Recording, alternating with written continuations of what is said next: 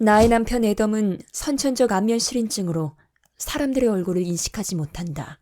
가족이나 친구는 물론 내 얼굴도 못 알아본다. 남편의 말에 의하면 모든 사람의 얼굴이 소용돌이 치는 것처럼 보인다고 한다. 그는 향수나 목소리, 감촉으로 상대방을 기억한다. 남편은 13살에 뺑소니 교통사고로 어머니를 잃었다. 남편이 그 사고의 유일한 목격자였지만 안면실인증 때문에 범인을 지목하지 못했다. 누가 범인인지 모르겠어요. 모든 모임은 반드시 나와 함께 참석했다. 사람들이 남편에게 말을 걸려고 다가오면 내가 귓속말로 누군지 말해주어야 했다. 남편은 주목받지 못한 소설을 각색해 블록버스터급 영화로 탈바꿈시키는 재능이 있었다. 그 재능을 인정받으면서 소설을 각색한 시나리오를 쓰게 되었다. 남편은 늘 다음 작품을 물색하느라 바빴고 언제부턴가 바쁘다는 말이 우리의 결혼 생활을 좀먹기 시작했다.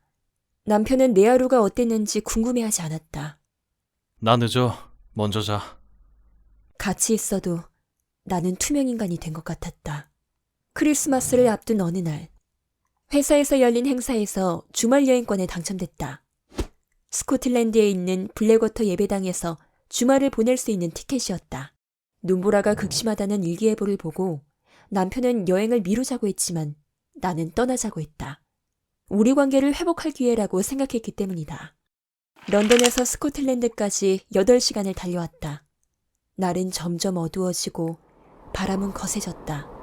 하지만 목적지인 블랙워터 예배당이 보이지 않자 남편이 투덜거리며 말했다. 오지 말자고 했잖아. 예전부터 스코틀랜드에 가보고 싶어 했잖아, 우리. 요즘 내가 얼마나 바쁜지 알잖아. 안내도나 봐줘. 거의 다 왔을 거야. 안내도대로 구불구불한 길을 따라 들어갔더니 블랙워터 예배당이라고 적힌 표지판이 보였다. 조금 더 들어가자 저 멀리 커다란 건물이 눈에 들어왔다. 여기 맞아? 그냥 예배당인데. 남편이 실망한 목소리로 말했다. 맞는 것 같아. 오래된 예배당을 개조했다고 했거든. 예배당이라고 해서 로맨틱한 분위기를 기대했는데 직접 와서 보니 음산한 기운이 느껴졌다. 차에서 내리자마자 무섭게 눈발이 퍼부었다. 우리는 커다란 예배당 문을 열고 안으로 들어갔다. 긴 복도를 따라 들어가자 부엌이 나왔다. 식탁 위에 숙소 주인이 쓴 쪽지가 있었다.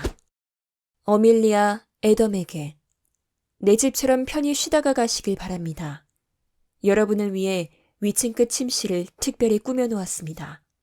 음식은 냉동고에, 와인은 지하실에 있습니다. 그럼 즐거운 시간 되세요. 부엌 한 구석에 있는 문을 열자 선반을 가득 채운 다양한 공구들이 보였다. 남편은 공구함에서 손전등을 찾아 돌바닥을 비췄다. 그제야 우리가 밟고 서 있는 큼지막한 석판들이 오래된 비석이라는 걸 깨달았다. 왠지 꺼림칙한 느낌이 들었다. 기분이 찝찝했지만 숙소를 찾느라 허기 가진 우리는 일단 저녁을 먹기로 했다. 식사를 마친 남편은 와인을 더 마시자고 했다. 와인 한 잔 더 할래? 그래, 내가 가져올게.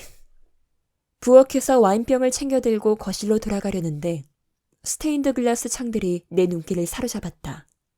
창에는 다양한 모습의 얼굴들이 담겨 있었다. 순간 스테인드 글라스의 얼굴 하나가 움직였다. 누군가가 창문을 통해 나를 빤히 바라보고 있었다. 나는 놀라서 비명을 질렀다. 내 비명 소리에 놀란 남편이 달려왔다. 무슨 일이야? 괜찮아? 밖에 누가 있어! 남편이 창문 가까이 다가가 밖을 살폈지만 아무것도 보이지 않는다고 했다. 창문에서 본 건 사람의 얼굴이 분명했다. 누군가 우리를 감시한다는 느낌을 떨쳐버릴 수 없었다. 난 이번 주말 여행이 완벽하길 바랐는데 뜻대로 되는 게 아무것도 없네. 내가 울먹이자 남편이 내 이마에 입을 맞췄다.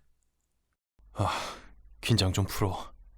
남편의 말에 안도감이 느껴졌다. 우리는 침실에서 와인을 더 마시기로 했다. 2층으로 올라가는 벽에는 사진들이 빼곡하게 걸려 있었다. 액자 자국만 남아있는 빈자리 3개가 눈에 띄었다. 침실 문을 연 나는 눈앞에 펼쳐진 광경에 경악했다. 마치 런던의 우리 집 침실을 그대로 재현해둔 것 같았다.